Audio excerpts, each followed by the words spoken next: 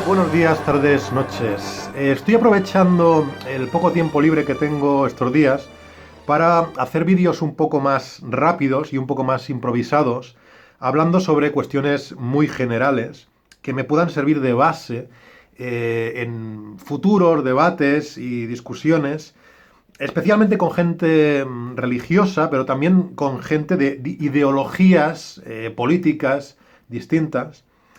Y, por ejemplo, uno de esos vídeos fue el que hice respecto al determinismo, en el que expliqué cuál sería mi idea de lo que es la libertad. En este vídeo lo que voy a tratar es el tema de la cuestión, ese debate tan habitual respecto a la moral. Así, ¿la moral es objetiva o es subjetiva? Y este es un tema que me cuesta bastante abordar, aunque no creo que sea porque no tenga claras las cosas en este asunto, si bien admito que es un tema complejo y que seguramente tenga que profundizar en él mucho más de lo que lo haya hecho hasta ahora. Pero creo que lo que más me cuesta abordar de este tema es que no entiendo bien las objeciones que se plantean desde otras posturas distintas a la mía. Y para ser concreto, lo que quiero decir es que no entiendo bien las objeciones que plantean algunos creyentes, algunos religiosos, concretamente cristianos, cuando dicen que desde una concepción agnóstica o atea, especialmente atea del mundo, no puede explicarse por qué existe eso que llamamos valores morales y que eso que llamamos valores morales no sería objetivos si no existe un Dios. No es que digan que los ateos o agnósticos no tenemos valores morales, que no somos gente moral, sino que dicen que si bien puede que lo seamos o quizá admiten que lo somos, eh, lo que quieren decir es que no tenemos manera de explicar por qué lo somos, ya que solo puede explicarse una moralidad objetiva si existe un Dios. Nunca he entendido este razonamiento. Eh, Parto de la base de que efectivamente es complejo hablar sobre la moral y sobre si es objetiva o subjetiva, pero no veo en qué cambia en este debate el hecho de que exista o no exista un creador del universo, un creador inteligente del universo. No llego a comprender en qué afectaría, por qué esa existencia de un creador del universo convertiría algo subjetivo en algo objetivo. Bien, lo cierto es que el supuesto creador del universo, inteligente, sería un sujeto. Así que si el planteamiento inicial de los cristianos y de los creyentes en general es que si no hay Dios, la moral sería subjetiva y dependería de cada sujeto, cada uno tendría la suya propia y por lo tanto sería algo relativo. Bueno, si pasamos al escenario en el que sí que hay un Dios, ¿por qué iba a ser objetiva? Ellos dicen, pues porque la moral objetiva sería la moral de Dios, los valores morales de Dios. Pero Dios seguiría siendo un sujeto. Es una entidad consciente, así que es otro sujeto, igual que yo soy un sujeto. ¿Por qué pasa a ser objetiva? Sigue siendo subjetiva porque es la moral de un sujeto, que es el creador del universo. El hecho de que sea creador del universo no hace que su moral sea más objetiva. Por mucho que lo haya creado, aquí hay una falacia non sequitur, o sea, no se sigue de que haya creado el universo, no se sigue que lo que ese sujeto establezca como bueno o como malo pase a ser objetivamente bueno o malo, seguiría siendo subjetivo. El hecho de que sea más poderoso que nosotros, bueno, es que tampoco eso hace objetivos sus valores. Un ente puede ser más poderoso físicamente, puede hacer más cosas que otro, y eso no hace que sus valores morales sean más objetivos que los de otro. El hecho de que sea omnisciente, que lo sepa todo. Aquí podría decirse que como lo sabe todo, entonces sabe cuál es el buen camino, sabe qué es lo correcto y lo incorrecto, porque lo sabe todo. Pero, bueno, esto implicaría caer en una trampa, porque si se parte de esto implicaría que esa moral objetiva existía en todo caso al margen de Dios y que Dios con su omnisciencia ha llegado a conocerla. ha llegado a entender qué es lo bueno y qué es lo malo. Eso significaría que la moral es independiente de Dios y que por lo tanto esa moralidad objetiva existiría aunque no existiera Dios, porque existe al margen de él. Es algo que él ha llegado a conocer con su intelecto, no es algo que él haya creado. Entonces, aquí un poco estamos entrando, supongo que lo podéis ver, estamos entrando en el famoso dilema de Eutifrón, que si no recuerdo mal, porque estoy aquí hablando de memoria, si no recuerdo mal es lo que Sócrates le planteó a Eutifrón, aunque él lo había planteado en una cosmogonía politeísta, como correspondería a la antigua Grecia, es algo que se ha trasladado y se ha adaptado a la cosmogonía monoteísta, cristiana sobre todo, que es este dilema, el dilema de Eutifrón, respecto a la moral y a Dios. El dilema sería, ¿es lo moralmente bueno mandado por Dios debido a que es moralmente bueno? ¿O es moralmente bueno precisamente porque lo ha mandado Dios? En el segundo caso, si lo moralmente bueno es moralmente bueno simplemente porque lo ha dicho Dios, la moralidad sería algo arbitrario, sería algo que arbitrariamente ha elegido un sujeto. En cambio, si optamos por la primera opción, en la cual sería moralmente, o sea, lo bueno lo mandaría Dios porque es bueno, eso significaría que la moral es independiente de Dios. Habría algo objetivo, unos valores morales objetivos superiores a Dios, más allá de Dios en cierto sentido, y Dios estaría adaptándose a ellos, estaría haciendo lo bueno porque hay algo bueno que va más allá de él. Si queréis concretar más, pues buscad el dilema de Eutifrón y veréis a qué me refiero. En todo caso, hay algunos cristianos que intentan resolver esto diciendo que simplemente lo bueno es lo que está acorde con la naturaleza de Dios. Si algo es bueno es que es algo que concuerda con la naturaleza de Dios. Si es malo es que va contra la naturaleza de Dios. No creo que esto resuelva el dilema de Eutifrón, porque entonces habría una especie de naturaleza de Dios que, bueno, ¿quién la habría determinado? No la habría determinado el propio Dios, porque, bueno, entonces volveríamos a una decisión totalmente arbitraria. Dios, de forma arbitraria, decidió lo que era bueno y lo que era malo, sin ningún criterio. Y sin embargo, si es una naturaleza previa a que Dios tome ninguna decisión, entonces es algo externo a Dios.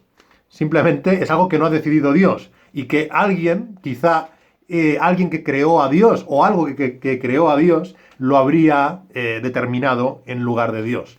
Bien, aclarado esto, ahora sí que me gustaría compartir mi postura respecto a lo que es moralmente bueno y moralmente malo y a si esto podría categorizarse como algo objetivo o algo subjetivo. De entrada tengo que decir que yo creo que gran parte de las complicaciones que existen al abordar este tema, a mi juicio, se deben a que se confunden dos cosas, una de las cuales sí que podría considerarse objetiva y la otra quizás sí que sería subjetiva.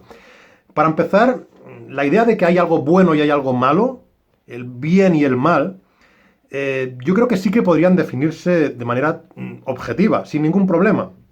Para empezar, porque creo que estas ideas de bien y mal son unas ideas que derivan, según entiendo yo, derivan de un conocimiento totalmente certero que tenemos, algo de lo que no podemos dudar, porque es un conocimiento que ni siquiera es que hayamos obtenido mediante una indirecta y distorsionada percepción de la realidad empírica con nuestros falibles sentidos, y tampoco es algo a lo que hayamos llegado mediante un razonamiento muy complicado y complejo, sino que la idea de el bien y el mal vienen de la idea de placer y dolor, que es algo de lo que tenemos conocimiento directo, intuitivo y muy inmediato. Es un conocimiento por intuición. Todos entendemos lo que es el placer y el dolor porque es que lo experimentamos directamente y nadie puede dudar, ni siquiera Descartes, con su solipsismo, que dudaba de todo, dudaba de que lo que estuviera viendo fuera real, ni siquiera él, que en principio solo tenía la certeza de pienso, luego existo, insisto, ni siquiera él podría dudar de que experimento, ¿no? Yo pienso, luego existo, muy bien. Pero también yo experimento placer y experimento dolor. Esto tampoco lo puede dudar nadie, porque es que lo percibimos directamente, es una intuición. Bien, partiendo de esto, del placer y el dolor, es desde donde se construyen estos conceptos de bien y de mal que aplicamos a eso que llamamos moral y que creo que sí que pueden definirse de manera objetiva. Es cierto que lo que cada uno experimenta como placer o como dolor puede ser distinto. Lo que yo experimente como dolor, otra persona puede experimentarlo como placer. Por cierto, evidentemente cuando hablo de placer y dolor estoy aquí generalizando porque estoy hablando de cualquier sensación agradable y cualquier sensación desagradable. Entonces, lo que yo experimente como dolor, alguien puede experimentarlo como placer. Por ejemplo, una comida, ¿no? Pues cualquier tipo de alimento que a alguien le parezca delicioso y que le genere un gran placer, yo puedo comérmelo y me puede parecer muy desagradable. Bien, entonces en este sentido parecería que estamos hablando de algo subjetivo, de algo relativo, ¿no? Depende del sujeto, ¿no? Pero lo que es objetivo es que todos, en principio, por lo que observo yo en el mundo que me rodea, todos experimentamos placer y dolor. ¿Con qué lo experimentemos cada uno es otro tema? Pero es objetivo que todos experimentamos placer y dolor. Y es objetivo, si yo causo dolor a otra persona, si yo causo una sensación desagradable a otra persona, pues yo puedo afirmar objetivamente que le estoy causando mal a otra persona. Estoy causándole a otra persona algo que esa persona percibe como malo. Entonces, podría construirse fácilmente una moral objetiva en base a la cual simplemente diríamos que cualquier sujeto consciente que le cause dolor a otro sujeto consciente, si lo hace de forma voluntaria, pues está haciendo el mal, está causándole mal a otro. Esto es algo objetivo, no es que depende de cómo le veas, le estás causando mal o no. No, es objetivo que le estás causando mal. Por supuesto que el debate puede ser mucho más complejo. Por supuesto que puede hablarse de que quizá yo podría hacerle algo a otro sujeto y que quizás ese algo implique un bien inmediato, pero un mal a largo plazo, ¿no? Por ejemplo, si yo le ofrezco una droga a otro sujeto y esa droga en ese momento le provoca un gran placer, podría decirse, bueno, yo no le estoy causando ningún mal, porque le estoy dando algo que le gusta, pero evidentemente a largo plazo esa droga pues le genera una adicción y le lleva a que su vida implica un mayor sufrimiento. Entonces, hay que considerar las consecuencias a corto plazo y a largo plazo. También hay que considerar la pluralidad de sujetos o la no pluralidad de sujetos, porque yo puedo hacer algo bueno para alguien al mismo tiempo, con la misma acción, haciendo algo malo para otro sujeto. Por ejemplo, si un sujeto está un hombre está violando a una niña, pues evidentemente yo voy a ir y le voy a dar una paliza, voy a darle un puñetazo a ese hombre y le voy a causar un mal, le voy a provocar un daño. Pero mi acción habrá repercutido en evitarle un sufrimiento a otro sujeto. Entonces, evidentemente pueden complicarse mucho las cosas y por eso existen, de hecho, dilemas morales. Existen dilemas en los que se plantea qué opción sería mejor, una que provoque mucho sufrimiento a pocas personas o poco sufrimiento a muchas personas. Entonces hay cosas que pueden complicarse. De esto soy plenamente consciente. Pero la base estaría aquí. La base estaría en que es objetivo el hecho de que yo le esté provocando un dolor o un sufrimiento a otro sujeto. También podría incluirse aquí el hecho de estar provocándole la muerte a otro sujeto, que no sería propiamente un dolor, porque el sujeto como tal deja de experimentar sensaciones, por lo tanto el sujeto muerto no experimenta dolor, pero también podría incluirse dentro de lo moralmente malo, y tendríamos una definición objetiva. Lo moralmente malo sería objetivamente provocar sufrimiento a otros sujetos, considerando todas las matemáticas que haya que hacer respecto a algunas acciones que provoquen bien a unos sujetos y mal a unos pocos sujetos, que provoquen bien a largo plazo y mal a largo plazo. Todo esto ya podríamos considerarlo aparte. Bien, entonces, aclarado esto, ¿cuál es el tema? El tema que podría ser subjetivo es el tema de ¿por qué debería a mí importarme causarle mal a otro sujeto? Porque aquí es a donde van las personas religiosas. La cuestión es si hay un imperativo moral, si hay una obligación de que yo no le cause daño a otros sujetos. Y en este sentido, pues yo no creo, como persona no creyente que soy, no creo que haya una obligación objetiva en las estrellas, escrita en el cosmos o escrita en el más allá, respecto a que yo no deba causarle daño a otros sujetos. Porque me parece ridícula la idea de que en algún lugar más allá del mundo material o escrito en el tejido del cosmos estén las obligaciones morales como algo objetivo, como existe no sé, una montaña que existe de manera objetiva. No, las obligaciones morales no existen materialmente, no existe de ninguna manera una obligación, a menos que me estén obligando a punta de pistola, no existe una obligación objetiva de que un sujeto haga algo. Entonces me podrían preguntar, bueno, entonces ¿tú por qué defenderías a una niña que está siendo violada? Bien, pues aquí viene el concepto evolutivo que yo he heredado y a través de la selección natural, y no tengo ningún inconveniente en decirlo, que es la empatía. El motivo por el que a mí me importa el sufrimiento de otras personas es porque yo tengo empatía. Es decir, que mi placer y mi dolor también dependen internamente de experimentar el placer y el dolor que sufren mis semejantes. Esto es algo que hemos heredado y que tiene una explicación evolutiva, lo cual no lo hace menos valioso ni menos genial que el hecho de que viniera de un Dios omnisciente, que este es otro de los puntos que no entiendo, porque cuando a un cristiano se le explica el hecho de que esto venga por la vía evolutiva, pues cuando se le explica esto a una persona cristiana, se ve como si entonces fuera menos valioso. Si ha venido por la vía de la selección natural, entonces no tiene ningún valor. Solo tiene valor si ha venido a través de que estuviera escrito en las instrucciones del cosmos o algo así. Bien, entonces el hecho de que yo experimente una sensación de malestar cuando veo sufrir a un semejante, cuando veo sufrir a otra persona, se debe a que yo experimento eso que llamamos empatía. Y la empatía es algo que yo he adquirido mediante un larguísimo proceso de selección natural, que es el que ha llevado a mi propia existencia.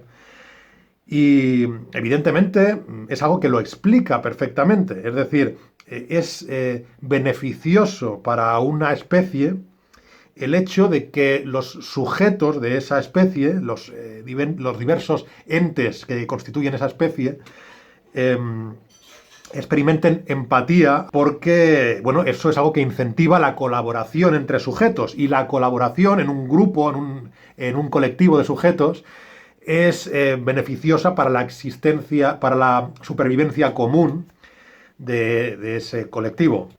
Es cierto que se da una especie de paradoja también, si bien no es una paradoja que lleve a ninguna imposibilidad lógica, sino a una especie de ciclos de alternancia, que es la que se produce por el hecho de que, paradójicamente, un grupo de individuos que experimente empatía y por lo tanto que tienda a la colaboración con el resto de individuos, es un grupo que como tal tiene más probabilidades de sobrevivir y de perpetuarse. Pero dentro de ese tipo de grupos en los que existe colaboración, paradójicamente alguien podría señalar que aquellos individuos que no experimentan tanta empatía y que son más individualistas, que van por libre, sin importarles mucho lo que les pase a los demás, serían los individuos que tienen más probabilidades de perpetuar sus genes, porque estarían actuando de una manera totalmente egoísta, que si bien no sería beneficiosa para el grupo, sería beneficiosa para el individuo. Y aquí estoy un poco improvisando mis propias reflexiones y mezclándolas un poco también con reflexiones que vi en el libro de El gen egoísta de Richard Dawkins, que por cierto ese es su mejor libro, no el de El espejismo de Dios. Yo creo que el mejor es el del gen egoísta. Pero bueno, lo que decía es que por eso podría darse una oscilación constante en las sociedades en cuanto al número de individuos que experimentan empatía y que tienden a colaborar con los demás, a sentirse mal si los demás se sienten mal, y los individuos que tenderían más hacia la psicopatía, hacia hacia la falta de empatía y el individualismo. Si una sociedad está llena de individuos psicópatas, es decir, de individualistas absolutos que no experimentan ningún tipo de empatía hacia los demás, esa sociedad pues difícilmente pueda mantenerse cohesionada. Cada uno buscará su interés egoísta a costa de hacer sufrir a los demás. Por otra parte, si una sociedad ha prosperado precisamente porque tiene un gran número de individuos que tienden a la colaboración, que sienten empatía y que se ayudan los unos a los otros, esa sociedad prosperará más, no se disgregará como la sociedad de psicópatas. Pero dentro de esa sociedad, cuando aparezca un psicópata, ese psicópata tendrá ventaja respecto al resto. Entonces, yo creo que, evidentemente, los psicópatas yo creo que existen. Existen personas con un muy bajo nivel de empatía, o quizá con prácticamente nula empatía. Yo no soy un entendido en psicología, así que, por supuesto, si alguien quiere corregirme en lo que voy a decir, le invito a que lo haga y a que me eduque en este sentido. Pero yo creo que para empezar, eso que algunas personas dicen de que los psicópatas son personas que no sienten emociones, es una tontería. Claro que sienten emociones. Todo el mundo, todos los sujetos que actuamos y que nos movemos y que hacemos algo en la vida, todos experimentamos emociones. Pero la idea sería que los psicópatas serían sujetos que no experimentan empatía.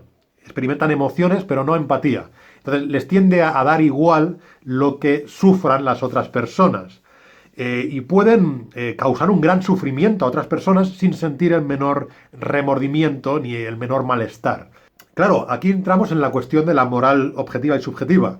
Yo no podría explicarle racionalmente a un psicópata por qué el hecho de torturar a un niño está... yo podría explicarle por qué está mal, porque como hemos dicho al principio de este vídeo, hay una definición objetiva de lo que está bien y lo que está mal. Si tú causas sufrimiento, estás causando mal, estás haciendo algo mal. Eso es objetivo. Lo que yo no podría explicarle a un psicópata es por qué él tiene una obligación que vaya más allá de la que le imponga la ley coactiva, y esa obligación es la de no causar sufrimiento a otros seres vivos, a otras personas. Si tú agredes a un niño, eso está mal, estás causándole un mal, estás causándole dolor. Si el psicópata me pregunta, bueno, ¿y a mí qué me importa? ¿A mí qué me importa causarle dolor a otro? Yo no podría darle argumentos más allá de que si le causa dolor a otro, pues la ley coactiva lo va a sancionar, o yo mismo le voy a sancionar, porque yo no quiero ver cómo otros sufren de manera injusta. Por lo tanto, le puedo decir al psicópata, si tú le causas dolor a ese niño, yo te voy a dar una hostia. Y el psicópata no entiende el dolor ajeno, pero sí que entiende el dolor propio. Así que el psicópata entenderá que no le conviene que yo le dé una hostia. Bien, pero más allá de eso no existirían argumentos racionales con los que explicarle por qué está bien o está mal esa acción.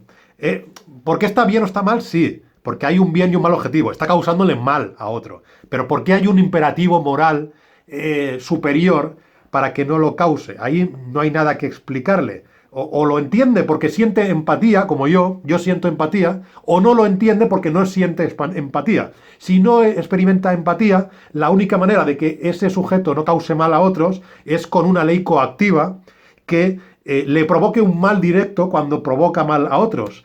De hecho, donde más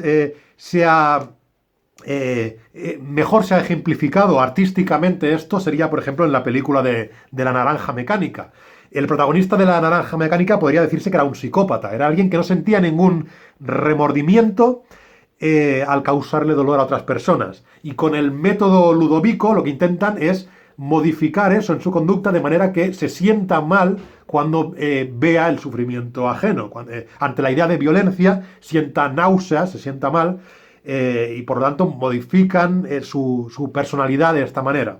Quizás un cristiano, por ejemplo, podría convencer a un psicópata apelando a los intereses egoístas del psicópata diciéndole que si hace el mal va a ir al infierno, donde él va a sufrir, y si hace el bien va a ir al paraíso o al cielo, donde él va a sentirse bien. Bien, esto es un equivalente absoluto a lo de ir a la cárcel o no ir a la cárcel. Lo que pasa que, bueno, si el psicópata se lo cree, entonces tal vez creerá que es algo bastante más infalible, porque el hecho de que vaya al cielo o al infierno dependerá de un Dios omnisciente y omnipotente y no tendrá tantas posibilidades de escapar como las tiene frente a la justicia material. En la justicia real podría cometer un crimen el psicópata y confiar en que la policía no lo pille y no lo meta en la cárcel. En el caso de el cielo y el infierno, bueno, si el psicópata cree sinceramente que existe un Dios omnipotente y omnisciente, pues no creerá que pueda escapar de él. Bien, entonces entiendo que este debería ser alguno de los argumentos de los cristianos. Evidentemente, seguiría siendo una decisión totalmente egoísta y no derivada de un verdadero altruismo y de una verdadera empatía. El psicópata se estaría comportando correctamente porque tiene miedo de lo que le pase a él, porque no quiere sufrir las consecuencias que serían el infierno, por ejemplo. Entonces, esta sería la idea que podrían tener algunos cristianos. Por otra parte, evidentemente, hay motivos por los que me parece muy absurdo, muy absurdo que los cristianos utilicen como uno de sus argumentos estrella esta cuestión de la moral objetiva y subjetiva, cuando su propio libro sagrado, especialmente los pasajes del Antiguo Testamento, ponen en ridículo totalmente esta perspectiva, porque si ellos hablan de que hay cosas objetivamente buenas y objetivamente malas, cuando después se les muestran las atrocidades morales que se cometen en la Biblia, especialmente en el Antiguo Testamento, y que, por ejemplo, el hecho de que Dios no solo permita, sino que ordene, que incentive, que recompense acciones totalmente, digamos, abominables a nivel moral, acciones que implican una gran cantidad de dolor y de sufrimiento. Esto es algo que no puede justificarse por un cristiano alegando a que eran otros tiempos, era otra cultura, es relativo. A ver, o hablamos de moral objetiva o hablamos de moral relativa. Si hablamos de moral objetiva, lo que es objetivamente bueno hoy era objetivamente bueno hace 3000 años. Entonces, un cristiano que hable de moral objetiva y que hable de que su Dios omnipotente, omnisciente, perfecto, infalible, establece de forma inmutable unos criterios morales objetivos, no puede excusar las atrocidades que ordena o que permite Dios en el Antiguo Testamento diciendo que Dios se adaptó a la moral que tenían entonces, a los valores que tenían esas civilizaciones primitivas, porque es una contradicción absoluta. No voy a comentar en este vídeo ninguno de esos pasajes porque ya me estoy excediendo de tiempo. He dicho que este iba a ser un vídeo corto y me estoy pasando como siempre, y quiero dedicar un vídeo entero a las atrocidades morales que existen en la Biblia. Quiero hacerlo bien documentado y bien preparado. Entonces no voy a comentarlo aquí, pero creo que cualquier cristiano que conozca la Biblia ya sabe de qué tipo de cosas le estoy hablando, porque son muchas y son muy evidentes, son demasiado claras. Yo creo que cualquiera lo sabe, ¿no? Nadie puede hacerse el tonto con esto. Bien, como he dicho, ya me estoy alargando demasiado, no sé cuánto va a durar este vídeo, pero lo mejor es que lo dejemos aquí. Espero que os haya gustado el vídeo, dadle like si os ha gustado, suscribíos si os gusta este contenido, dadme vuestras opiniones y hasta la próxima.